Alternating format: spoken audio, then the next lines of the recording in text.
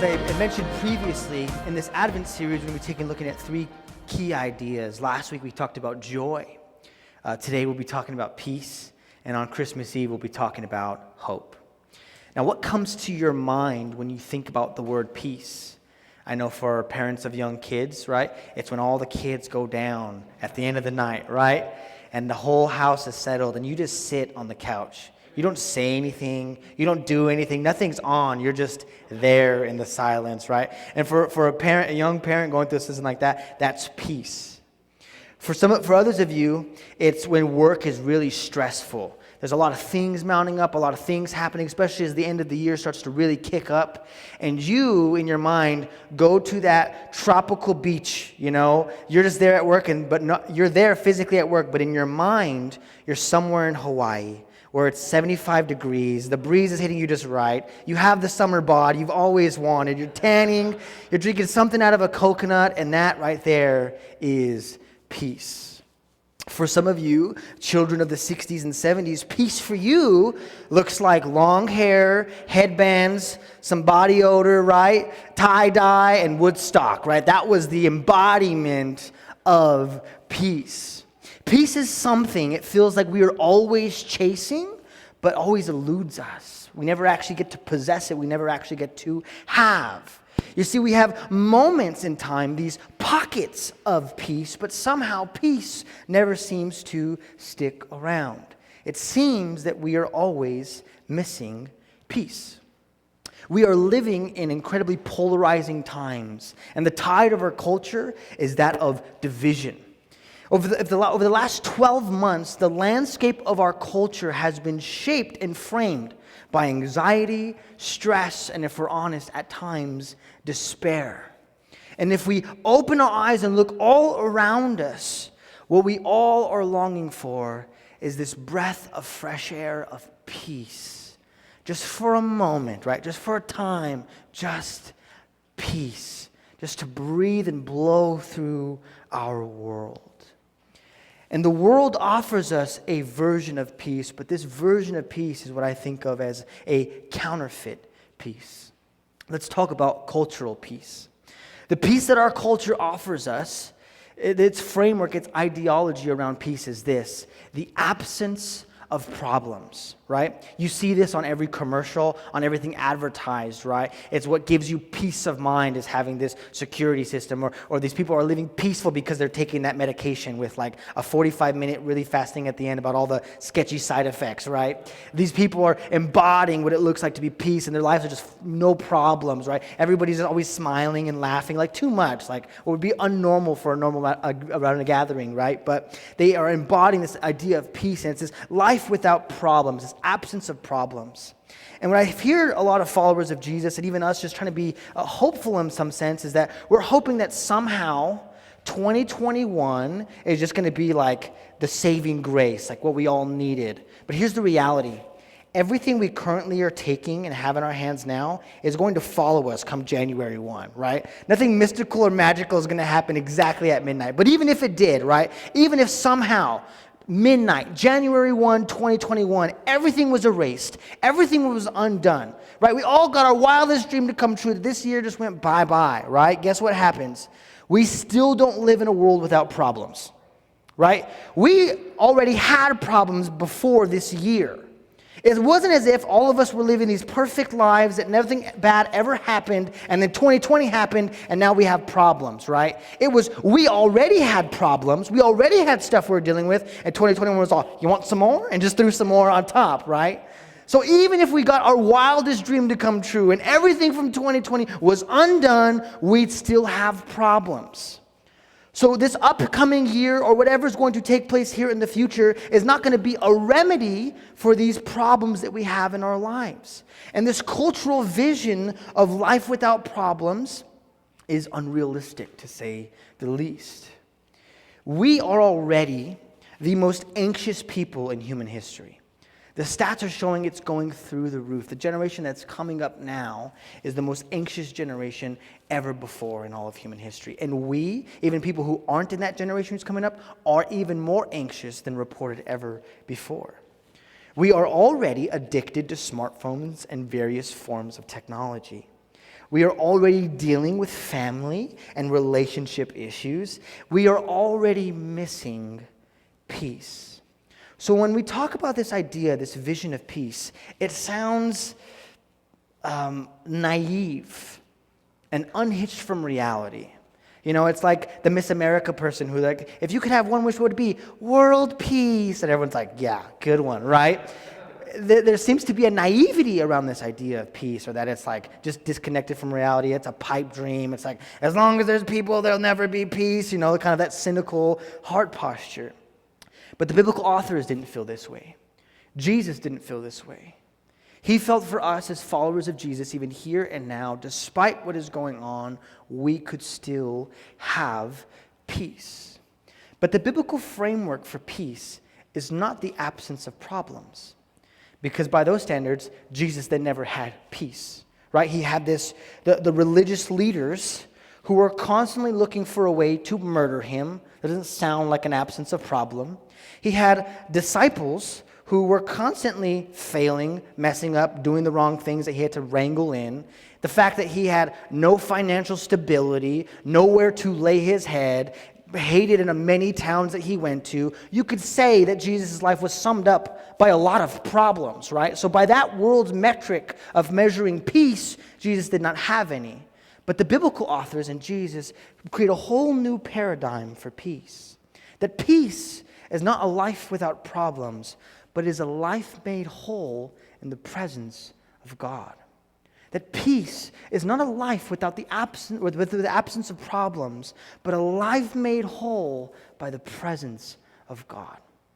Let's talk about this biblical idea of peace, which is, the Hebrew word is shalom, right? The Greek word is eirene, which means peace. All throughout the scriptures, we have this vision, this idea of peace. The idea of peace in the scriptures is not simply the absence of problems, but it's actually so much more. It has this idea of something being made whole. So I want you to envision in your mind a stone without any crack or blemish on it. It is a perfect stone. That stone would be in shalom, in peace. It's made whole, right? Specifically, this speaks to something that's very complex with lots of moving parts, that is complete or whole. So I want you to think in your mind of shalom. For you jigsaw puzzle fans, I am not a fan, so if you're looking for Christmas gifts, definitely don't get that for me. But the jigsaw puzzle, right? You put all the pieces in place, and finally when you press that last piece in, that puzzle is in shalom, right? Wholeness, complete, nothing lacking. This is the biblical framework of peace, of shalom. And so the biblical authors use this word shalom to describe how the world and humans are meant to be.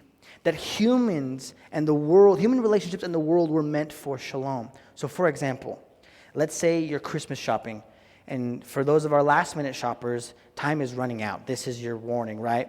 But you're last minute shopping, you're rushing to the store, you swing into a spot, right? It was kind of tight, you shouldn't have done it anyways, but I'm running late. And then you're in a hurry, you're getting all your things, you're trying to get all your things together, and you fling open the door and poof, you hit another door. Moment of decision. Do I and walk away, right? Or do I do the right thing and say, I'll leave a card or do whatever, right? Shalom would be making it right and paying for the damage to that person's vehicle, right? Shalom is that relationship being whole. Imagine a married couple. You guys have been out doing stuff all day long, and both of you start to get hangry, right?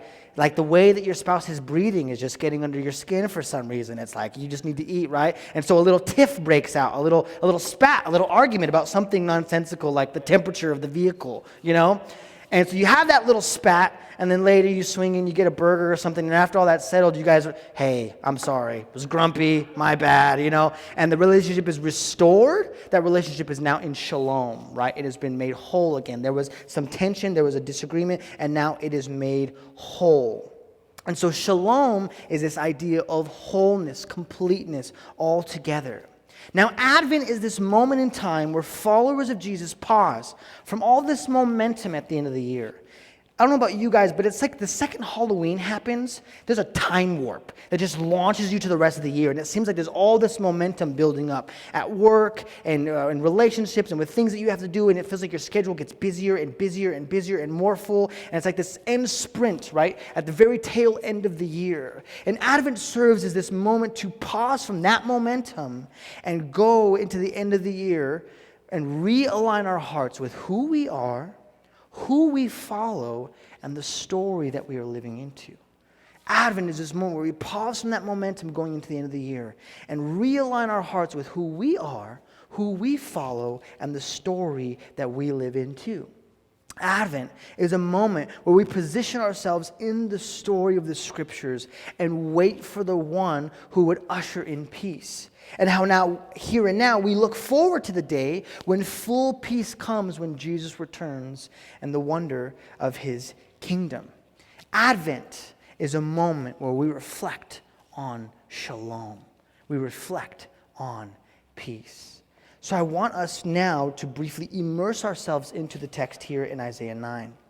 Our teaching text says this: "For to us a child is born, to us a son is given, and the government will be on his shoulders, and he will be called Wonderful Counselor, Mighty God, Everlasting Father, Prince of Peace."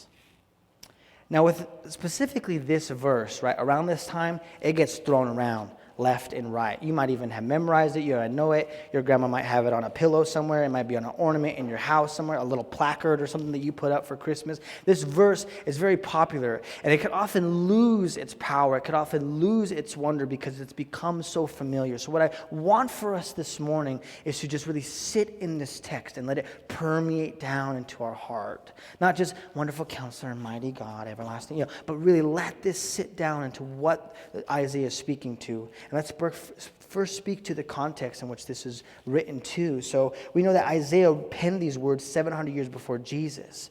But the night that they were fulfilled was a night of turmoil. We think of Silent Night, the famous Silent Night, and everything's just peaceful. And for some reason, Mary looks all like done up and Jesus is glowing, radiating. This was real world stuff. This was real life. Like, she just gave birth. I'm pretty sure she's not all put together as you would think, right? And it was by no means a silent night. I mean, first of all, they're giving birth in a barn, right? It's at least some noise there. And plus, they're in a city that is overwhelmed with people. Caesar Augustus has called for a census, and so anybody who had been born in Bethlehem, that's where their family's from, has migrated back into town. So much so that when Joseph and Mary pull in, right, there was no room for them at the inn, right? The whole place was overflowing with people, so they had to get this real niche Airbnb, right, living in a shed, basically, to be able to give birth to Jesus on his arrival. And so it is a chaotic night, to say the least. But the time and moment that Jesus is born to was even a darker moment. The Jewish people had been overcome by Rome and its oppressors, right? And they're being persecuted, they're being oppressed, they're being put underneath the threat of Rome. Now, Rome, too, had a different vision of peace. It was that of the Pax Romana, meaning the peace of Rome. And the way that Rome would achieve world peace was through dominance, was through military power, and was through force. That was Rome's vision of peace. Rome's vision of peace was, you will comply or you will die. Just made that up, but that's pretty catchy. But it was through force and through strength. We're going to make you comply. We're going to overtake you, and if you don't like it, bye-bye, see you later. That was Rome's vision of peace. Imagine living underneath that threat, living underneath that rule. And all at the same time, as well as the people were incredibly divided. You had some Jewish people who had become tax collectors, which means they got employed by the government of Rome to fraud their own people. As a tax collector, your job was to collect taxes for Rome, but you had free discretion to determine how much that was. So if there was a neighbor who had a really noisy dog, you could say, well, taxes tripled this year, right? And they had to pay it. There was no other there was no way out of it. There was no arguing. There was no court dispute. It was, this is what you owe. You need to owe us. If you can't pay us, we take everything you have. We'll take your property. We'll take your land. And ultimately, you could go to prison. And so you have these people, these Jewish people, who were frauding their own people in allegiance to this new vision of Rome. Other people were these zealots.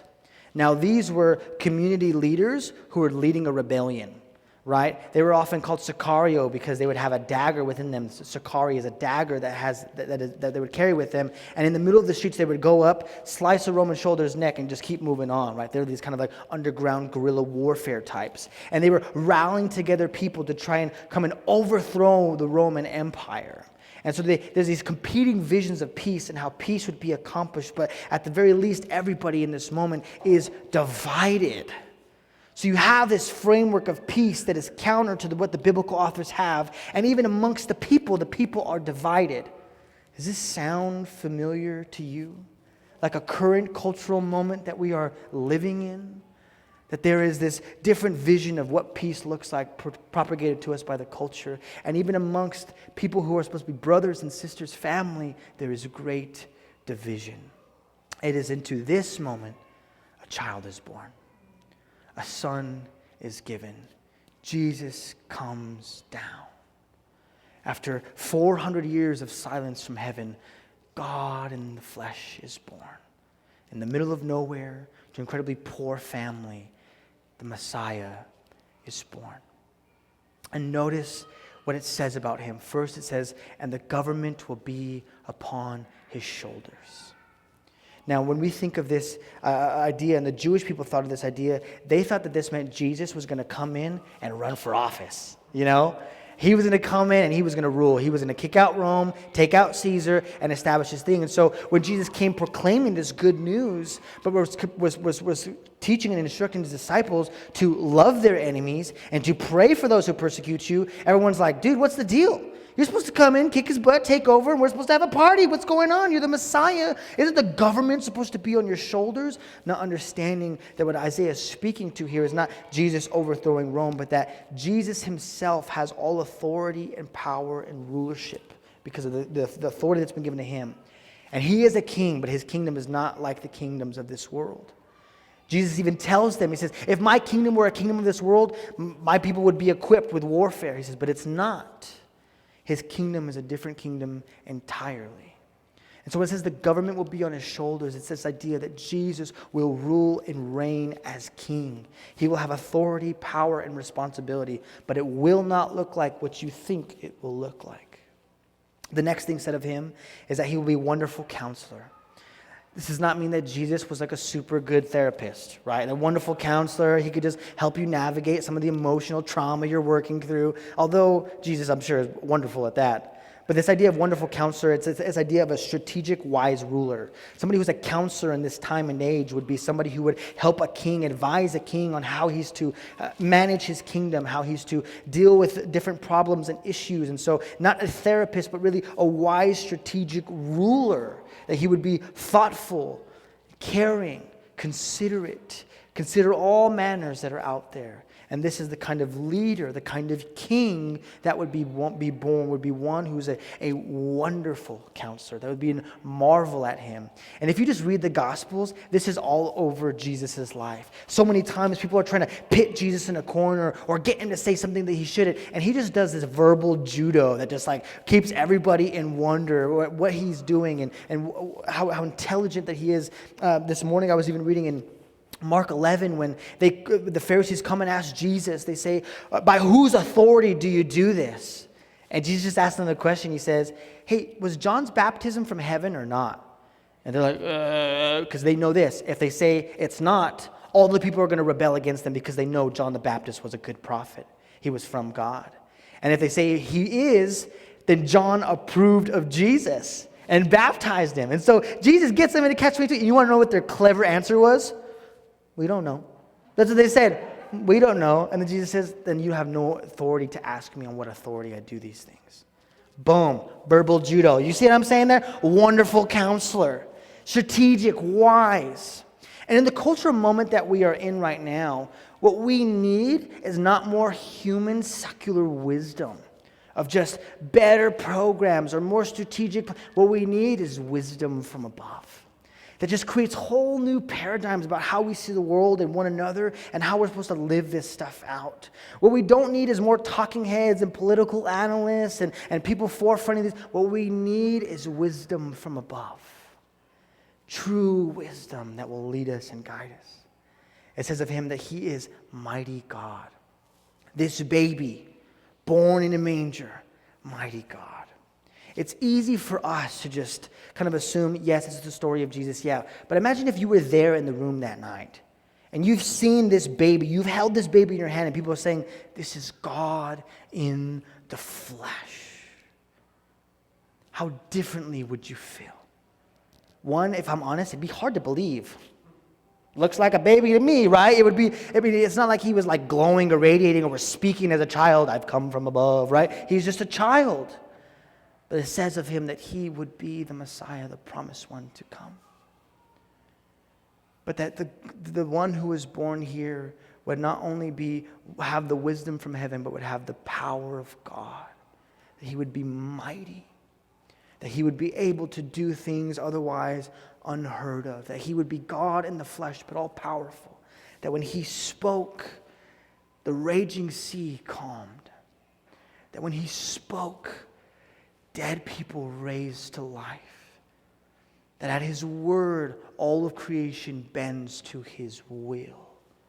This one born in the manger would be mighty God. One of the last things that's said about him is that he would be everlasting Father. This idea, this vision of provision and protection. That this one born in the manger would serve as a father in providing provision and protection for God's people. And the very last one is what? Prince of Peace. Prince of Shalom. That this one born in the manger would himself be our peace. Jesus knew this about himself. So much so in John 14, Jesus says this. He says, peace I leave with you. My peace I give to you. I do not give to you as the world gives. Do not let your hearts be troubled, and do not be afraid. Now this word comes in the middle of a lot of stress. Jesus has just finished the Last Supper with his disciples, and he's let them know very clearly he's about to die. And there's great fear overwhelming the disciples because, like, dude, we followed you, and now you're saying you're going to die? Like, what are you talking about? Like, we just started this thing. We're just 3 years in. We got to keep going. We got to keep doing. We got to get you to the throne. They had that same idea of what the Messiah would be as everybody else. And Jesus tells them they'll be crucified. He'll be crucified. He'll be killed. And fear and anxiety and stress overwhelm his disciples. And just before this, Jesus tells them that he's not going to leave them alone, but that he's going to send them a helper, one called the Holy Spirit, who will empower them, who will teach them all things, who will comfort them. Jesus says, though I am leaving, I am sending my Spirit. My presence will be among you. And at the very tail end of that, he says this, peace I leave with you. My peace I give to you. Jesus says, I'm not leaving you without anything. I'm giving you my peace. Peace that's not rooted in circumstance. Because in that moment, they're this rebellious club who is under the rule and reign of Rome, and who's kind of put a big target on their back with religious leaders and political leaders. And so, it's not a not stressful time, but he says, even in this you will have peace. Even for all of the disciples, though martyrdom and persecution and all of those things await for them, Jesus says, you will have my peace. How? How would they have peace? He's not there. Things are going awful because, what did Jesus just say before? He sent the helper, the Holy Spirit. Brothers and sisters, our paradigm for peace is the presence of God. That no matter what we go through, we can have peace because we have him. We have God's Spirit living inside of us. We can have peace because he's with us. No matter what's happening all around us, we can have peace because Jesus is here. This peace is not found in human systems. It's not found in perfect circumstances. Peace is being whole again in the presence of God, and only he can do that. He, Jesus himself, is our peace. Notice what Paul tells the church in Ephesus. He says this in Ephesians 2. He says of Jesus, for he himself is our what? Peace. Who has made the two groups, speaking of Jews and Gentiles, one, having destroyed the barrier, the dividing wall of hostility, by setting aside his flesh, the law with its commands and regulations. His purpose was to create in himself one new humanity out of the two, thus making what? Peace. And in one body to reconcile both of them to God through the cross, by which he put death to their hostility. He came and preached what? Peace to you who were far away, and peace to those who were near. For through him we have access to the Father by one Spirit. The first thing I want to point out is this: because of Jesus, we have peace with God. That there was hostility, as Paul says, in our relationship with God because of sin. Because we have chosen to rebel against our good Creator. It created hostility between us and God. And Jesus coming down in the flesh is evidence of God's immense love for us. And that when Jesus came down, he made peace between us and God. A relationship that was broken and fractured is now made whole because of Jesus' death on the cross. It says to those who were near the Jewish people, and to those who were far, the Gentiles, no matter where they were, God has invited them into this message, into this life of peace. No matter what you're going through here and now, you can have peace because peace has been made between you and God. Sometimes, if we're honest, it's hard. Let's say we didn't live the best week possible just now. You know, let's say if there was a video camera in our car this last week, there'd be some things that came out of our mouths that we would not be thrilled about, right? Let's say the last season of your life, you were hoping this pandemic and all that stuff would really make you strong spiritually, but you've just felt weak and beaten down. And what the enemy likes to do is he likes to take us when we're in our moments of weakness, and he likes to heap on condemnation. He likes to say, yeah, dude, you are pretty bad, you know? You are in rough shape. Yeah, this week, I don't know if I'd call you a Christian, bud, you know? And he heaps those things on you, and then we interpret that that's how God feels about us. Then we don't want to pray because it feels like, why should I? He's seen the week that I've had. He's seen the things that I've done. He's seen the places that I've been. He's seen who I have become. But because what Jesus has done with you, your relationship with God is made whole. You have peace with God. That's what it says in Hebrews, that we can boldly come to the throne because of what he's done for us. So right now, if you felt any relational distance with God, it's not because God is pushing you away. It's because you've listened to the voice of the enemy and his words of condemnation. The word for you today is, you have peace with God. Now go be with him. Go talk to him.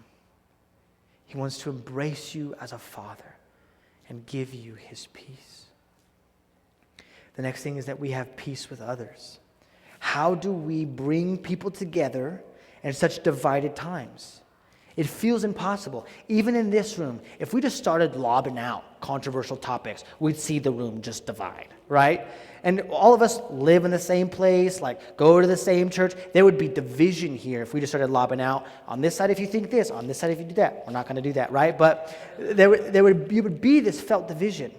If all of us wanted to, let's say, go and get a bite to eat, getting a consensus on what we all wanted would be very challenging, especially if all of us decided to be outspoken and dig our heels in. You know, we'd have pizza over there, tamales in the back, Mexican food over here, whatever, right? A kale salad somewhere in the midst, you know what I mean? And we would all be this conversation and this arguing about where we would do, where we would go. We would never come to an agreement.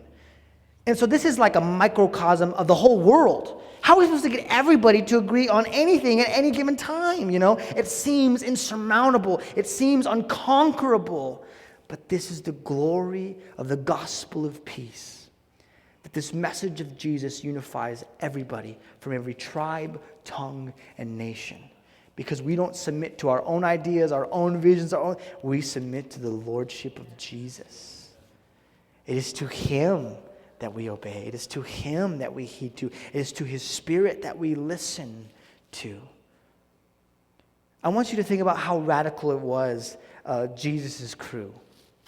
In Jesus' crew, he had zealots and he had tax collectors. Those two frameworks we talked about before, they were in the same family. They stayed at the same hotels. They ate together with Jesus. Do you not think that there was heated debate? Do you not think there was the little passive-aggressive dig? Must be nice to be a traitor. Whatever it was, right? There was this tension there. Jesus had people who followed him who were incredibly wealthy, right? Who money wasn't an issue for them. And he had people who he followed that didn't have a dime to their name. You think there wasn't tension there? As they're all walking around, oh, my feet hurt, as they're in their Gucci slides or something, And this person's been in the same sandals for 10 and a half years. Like, bro, your feet hurt, my feet hurt, The tension there. Different socioeconomics, different places, born from different places, different rivalries, all that kind of stuff. It's even said of Jesus, Nathanael says this of Jesus when he hears about him. He comes and hears the message that Jesus is the Messiah and that he's from Nazareth. And he says, can anything good come out of Nazareth? That's already his disposition towards the dude he's following. He's a Nazarene, I don't know, guy, But this was the tension. This was the division. This was the hostility. And Jesus' followers still rallied together. And that's a microcosm of the church.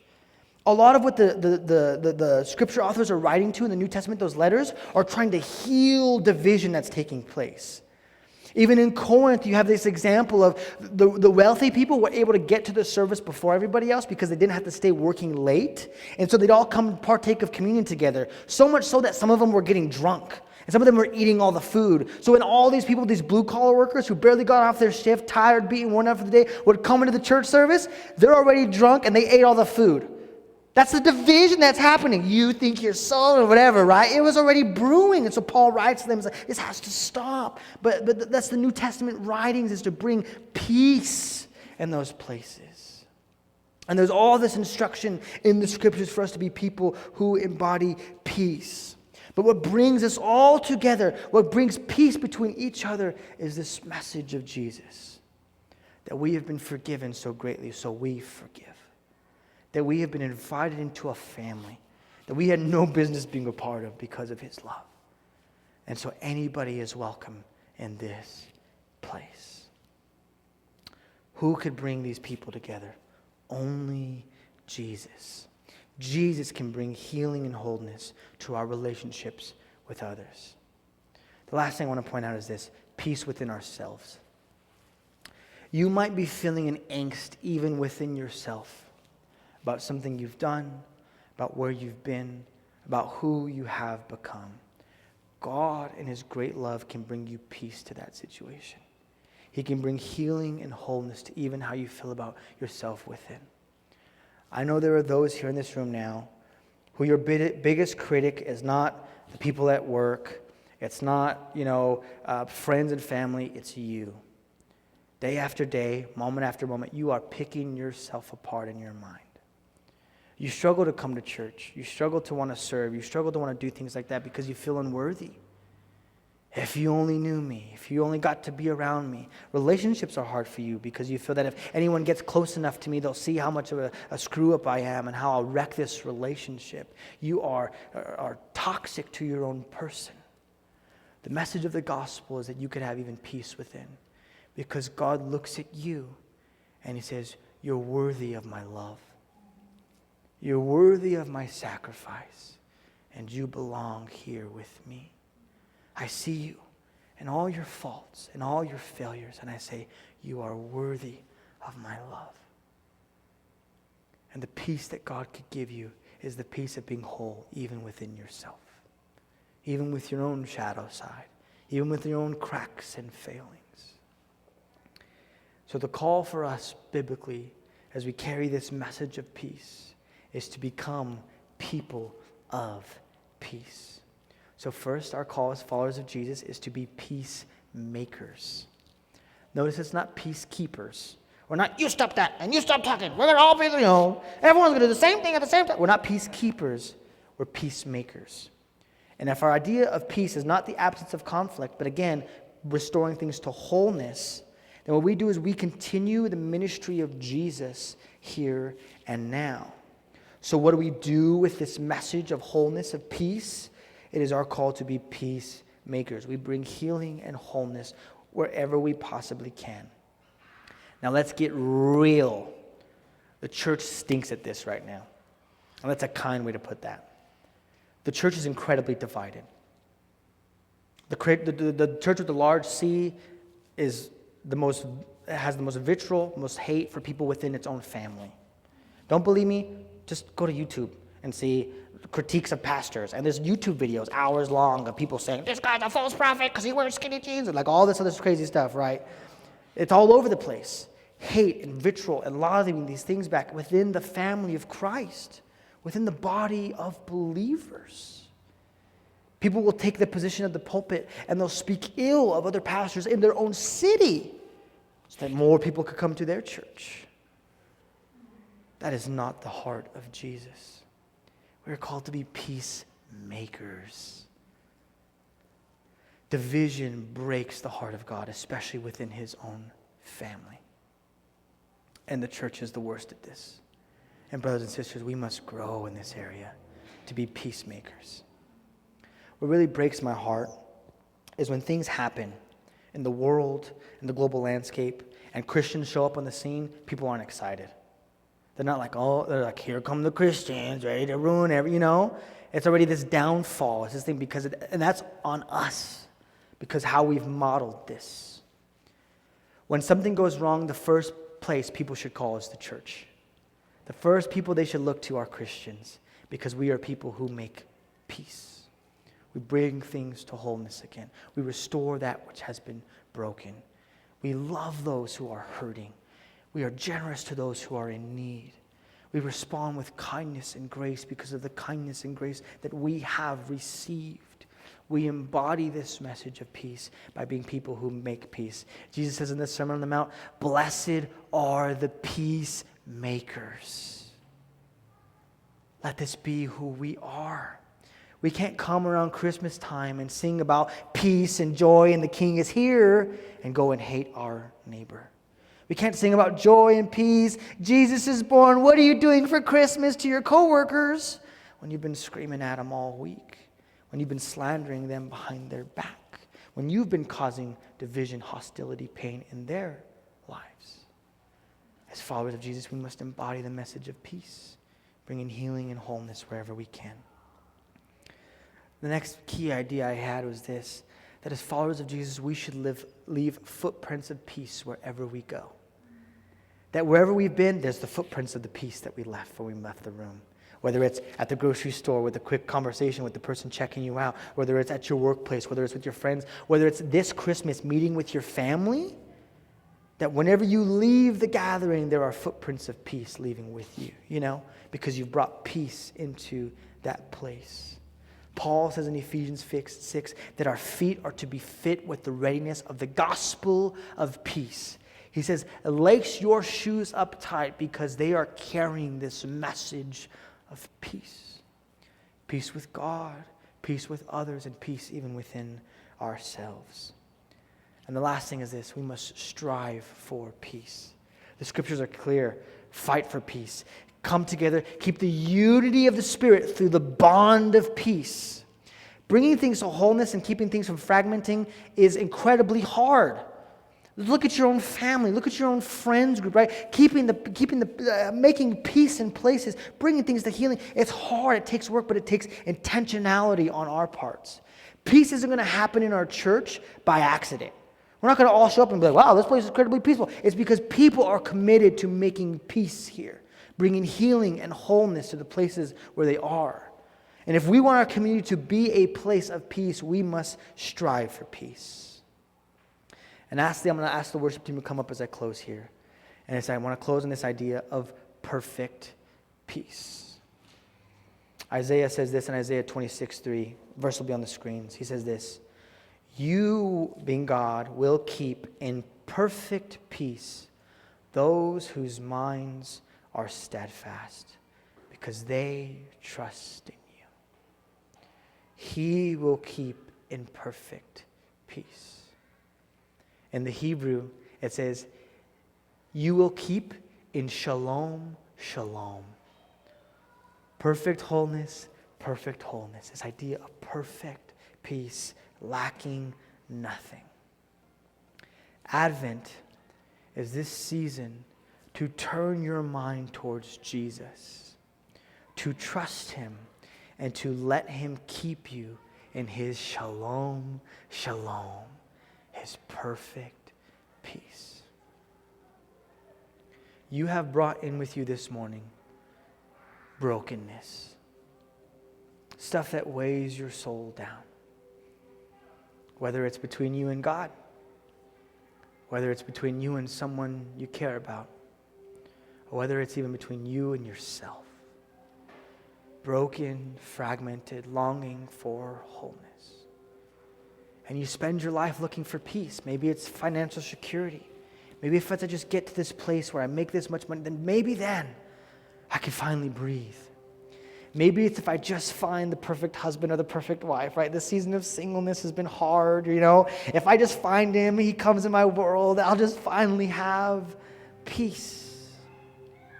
Maybe it's politics. Maybe if this election gets overturned or if this election, then I'll finally have peace. But those are all counterfeit peace. What you're looking for is him. What you're longing for is not found in the wisdom of men or in the circumstances of your story, but in the presence of God himself. And here's the good news. He's here. By God's Holy Spirit, he's here in the room, here and now, and he's moving. And he's speaking. God might be speaking to you right now, and you're wondering, is this God speaking? And God is speaking to you right now because that's what he does. And he's offering his hand and saying, come and have my peace. Not as the world gives peace do I give to you, but my peace. Perfect peace. And if you're longing for that this morning, as we sing, I want you to ask God to give you his peace. But it's going to require some surrender. Saying, God, I don't know everything.